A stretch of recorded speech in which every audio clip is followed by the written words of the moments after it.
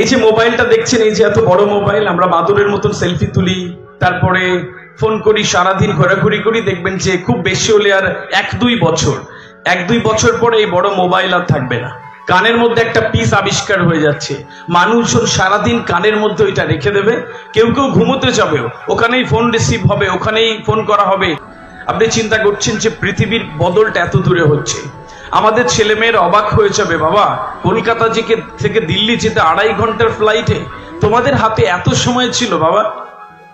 Bomb supersonic নামে একটা plane আবিষ্কার রয়েছে, মুহূর্তে কোথা থেকে কোথায় নিয়ে চলে যাবে আপনি চিন্তাও করতে পারবেন না। এরকম পৃথিবী আসছে কেন? ইমাজিন, পৃথিবীতে এত দ্রুত ছুটছে। একটা গবেষণা জানাচ্ছে কি, ইউএসএ টু লন্ডন একটা ট্রেন চালু হচ্ছে, বলে 2500 কিলোমিটার রাস্তা 18 মিনিটে যাবে। আপনি চিন্তা করতে পারছেন? এটা আমার ভাবনাতে আসে না, বলবেন স্যার পাগল হয়ে গেছে। পৃথিবীটা আসলে এত দ্রুত বদল হচ্ছে, এই বদলের সাথে কি আপনি আর আমি বদল হচ্ছি? যদি না হই, একটা সময় পরে আমাকে পৃথিবী এরকম একটা জায়গায় রেখে দেবে, বাকি পৃথিবী দুমদাম করে এগিয়ে যাবে, হা করে তাকিয়ে থাকবো যে আসলে কোথায় রয়েছি। একটা কথা রয়েছে ইংরেজিতে, খুব সুন্দর একটি কথা, you cannot stand still, either you have to go forward or go back. আপনি কখনোই এক জায়গায় দাঁড়িয়ে থাকতে পারবেন না, আপনাকে হয় এগোতে হবে, না হয় পেছোতে হবে। এই এগোনো আর পিছনোটিকে, আপনি দাঁড়িয়ে রয়েছেন মানে কিছু পেছনের লোক আপনাকে এগিয়ে চলে গেল, তার মানে আপনি পিছিয়ে যাচ্ছেন। বিষয় হচ্ছে ওই পেছনের জায়গাটা যেন না থাকে। সম্মানিত উপস্থিতি, পৃথিবীর বদলটা এরকম ভাবে হচ্ছে।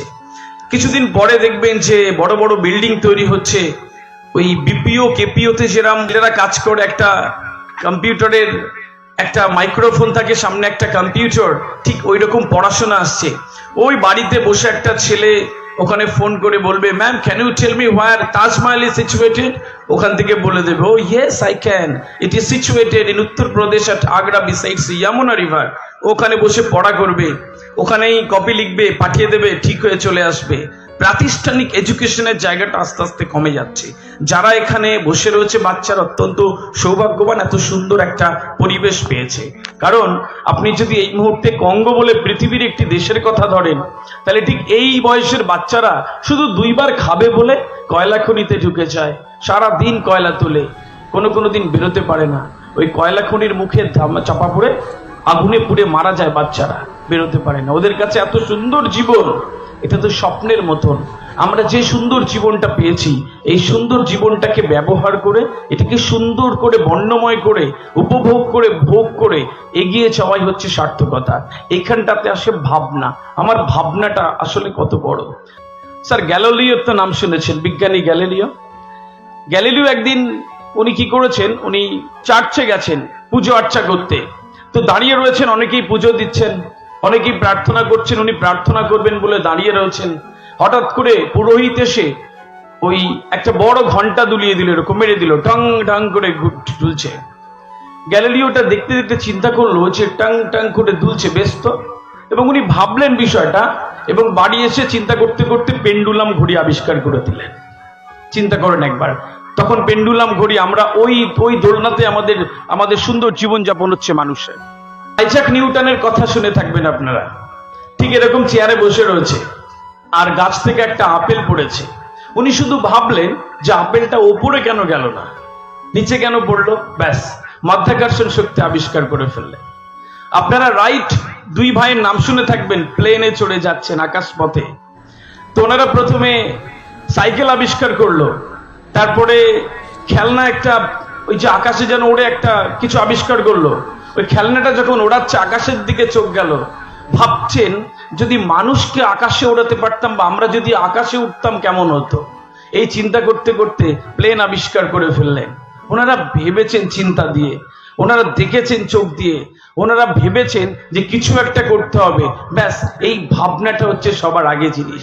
আমরা যারা এখানে বসে রয়েছি প্রত্যেকেই এক একটা সম্পূর্ণ মানুষ, যার 2 হাত, 2 পা, 2 চোখ, সুস্থ একটা শরীর, একটা ব্রেন রয়েছে।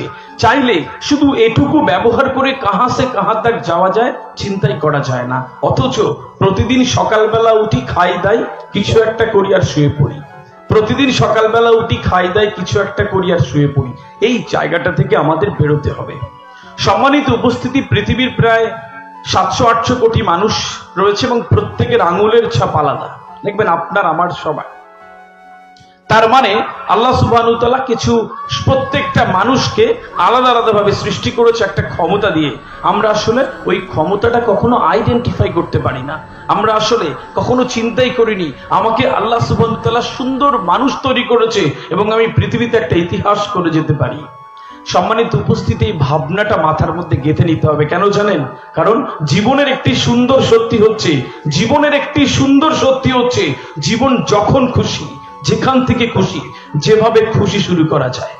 আপনি এখন থেকে যদি ভাবেন আপনার জীবন শুরু করছেন, আপনার জীবনটা অন হয়ে গেল। যেটা চাইবে সেটা মন থেকে চাইতে হবে। अगर किसी चीज को सच्ची दिल से चाहो तो पूरी कायनात उसकी मिलाने की साजिश में लग जाती। মন থেকে কিছু চাইলে মিলে যায়। সুতরাং it is not time for GK, general নলেজের দিন শেষ হয়ে গেছে। It is time for SK, special knowledge. একটা বিষয়ে পারদর্শী হতে হবে, এত সুন্দর হতে হবে যে পৃথিবীর যেখানে যাবেন পৃথিবী আপনার জন্য জায়গা করে দেবে। সুতরাং ওইটা ওইভাবে চাইতে হবে। এত সুন্দরভাবে কোনো একটা বিষয় অ্যাকোয়ার করব। আমি যদি টিচার হই, এত ভালো টিচার হব, এই তল্লাটে এত ভালো টিচার খুঁজে পাওয়া যাবে না। ইঞ্জিনিয়ার হব, এত ভালো ইঞ্জিনিয়ার খুঁজে পাওয়া যাবে না। এখানকার চাষি হব, কৃষক হব, এত সুন্দর চাষ করব। কিছু মানুষ আমাকে হায়ার করে নিয়ে যাবে শুধু কনসেপ্টটা কেনার জন্য। ভাই, এত সুন্দর করে কিভাবে ফলনটা হয়, এই স্পেশালিটিটা তৈরি করতে হবে। এটা তখনই আসবে যখন আপনি চাইবেন, যখন তুমি চাইবে খুব মন থেকে কিছু একটা। এত মন থেকে চাইতে হবে না যে আল্লাহ সুবহানাহু ওয়া তাআলা মিলিয়ে দেবে। ছোট্ট একটা গল্প বলি তোমাদের, শুনবে? আওয়াজ আসছে না? শুনবে?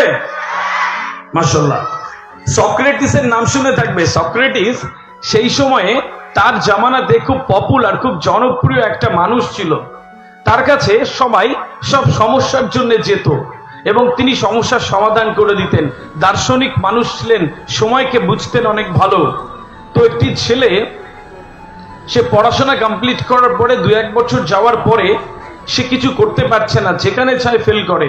ব্যবসা করতে যায়, লস খেয়ে যায়। কোনো একটা চাকরির ইন্টারভিউতে যায়, বাদ দেয়। কোনো একটা বিষয়ে কথা বলতে চায়, তোতলে যায়। কোনো একটা মানুষের কাছে যায়, ঠিক করে কথা বলতে, সব কিছুতে ব্যর্থ।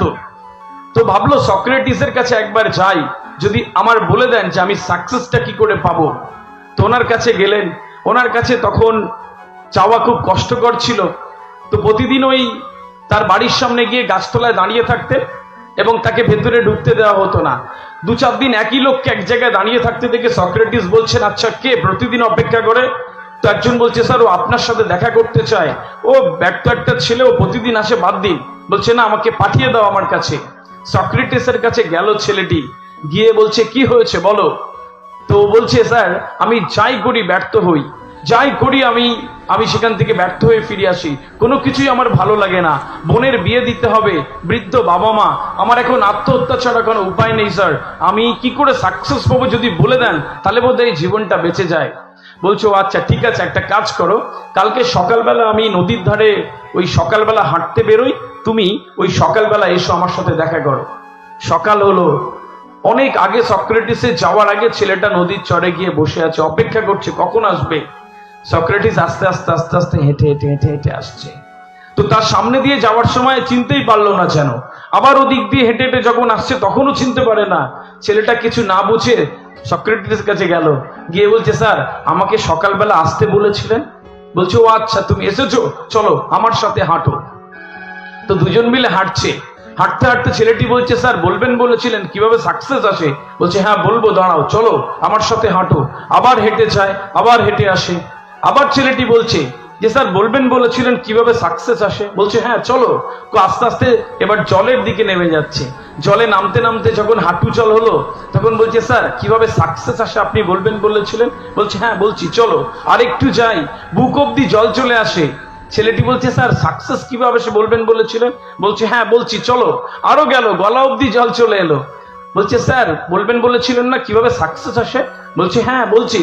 যেই এইটুকু বললো, তখন সক্রেটিস কি করলো, লম্বা চওড়া মানুষ ছিল, তার চুলের মুঠিটা ধরে ওই জলের মধ্যে চুবিয়ে দিল এবং বেশ এতক্ষণ রাখলো। আর কয়েক সেকেন্ড রাখলে মরে যাবে এবার ছেলেটা। তো এর এতক্ষণ রাখার পরে যখন ও সর্বশক্তি দিয়ে চেষ্টা করছে ওঠার, কিন্তু ও তো ধরে রেখেছে, এবার 1-2 সেকেন্ড রাখলে মরে যাবে এরকম একটা অবস্থা। সক্রেটিস ওই মাথাটা চুলটা ধরে টেনে তুললো, যেই তুলেছে ও তো একদম ও শান্তি, ও ছেড়ে দিয়েছে সক্রেটিস। ও কোনোভাবে হাঁচড় পাঁচড় করতে করতে এসে নদীর চরে শুয়ে পড়লো। সক্রেটিস হাঁটছে, আবার চায়, আবার এদিকে আসে। ছেলেটা একটু ধাতস্থ হলো, তখন বলছে যে কি মানুষটা, আমি তো সাকসেস চাইতে গিয়েছিলাম, সবার কাছে যাই, সবাই আমাকে এরকম করে, উনিও এই করলেন। তো ওনার কাছে চলে যাচ্ছিলেন, কি মনে হলো একবার যায় যে আমার সাথে উনি এরকম কেন করলেন। তো সক্রেটিসের কাছে গেল, গিয়ে বলছে স্যার আপনি তো বলবেন বলেছিলেন কিভাবে সাকসেস আসে। সক্রেটিস বলছে ওটাই তো বললাম বাবা। বলছে মানে? বলছে আচ্ছা আমি যখন তোমাকে চুবিয়ে রেখেছিলাম নদীর জলে, তুমি কি চাইছিলে? সোনা দানা, আপেল, খেজুর, আঙুর, ভালোবাসার মানুষ, কিছু? বলছে না স্যার, অক্সিজেন চাইছিলাম। বলছে আচ্ছা, এবার থেকে বাড়ি চলে যাও, এবার থেকে যা চাইবে ওই অক্সিজেনটার মতন করে চাইবে, যেটা না হলে তুমি বাঁচবে না। সম্মানিত উপস্থিতি, আমাদের কোথাও গিয়ে এই আকুতিটার বড় অভাব। তো এমন ভাবে, এত সুন্দর ভাবে চাইবে যে এইটা একটা সময় পরে তোমাকে মিলে যাবে, অক্সিজেনের মতন করে চাইতে হবে। কারণ এই পৃথিবীতে তুমি যে কাজটা করবে, একই সময়ে তোমার আশেপাশে আরো 1 লাখ ছেলে একই কাজ করবে। ওই 1 লাখ ছেলের মধ্যে 1000 ছেলে ইন্টারভিউতে যাবে, তুমিও যাবে, তোমাকে কেন নেবে? তার নির্দিষ্ট কিছু কারণ থাকবে। তাই জন্য এই 1000টা মানুষের মধ্যে তোমাকে একলা নেবে, এটা কিন্তু তোমাকে বুঝতে হবে।